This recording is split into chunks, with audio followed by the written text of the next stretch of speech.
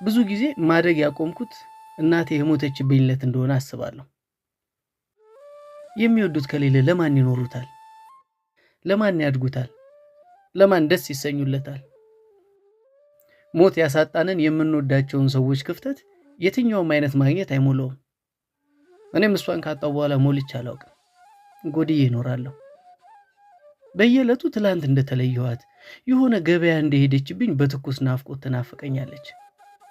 ከዘመናት በፊት ቆሜ ቀብሬያት ያልቆረጠልኝ ያላመንኩት ነገር አለ። እሱን ለማካካስ ብላ ነው መሰለኝ እሷም ሰርክ በህልሜ አያታለሁ። ጓደኞቼ 3 ልጅ በሚወልዱበት በዚህ ዕድሜ በቅዠት ስባትት በድንጋጤ መሃል የምጠራው እሷን ነው።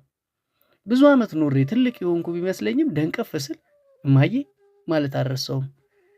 ጭር ባለ ሌሊት እማዬ ስል እህቶቼ ለእሷ ድምፅ ሆነው አቤት ይሉኛል። ያኔ እረጋጋለሁ። የሚከፈል ነገር ኖሮ እሷን ወደ ህይወት መመለስ ቢቻል ምንም ነገር ሳላመነታ አደርጋለሁ። ሞትን ማሸነፍ ቢቻል እድሜን በሙሉ እታገለው ነበር። ግን ያው ሞት እናት የለውም፣ እጦት አይገባውም። ትናፍቅኛለሽ።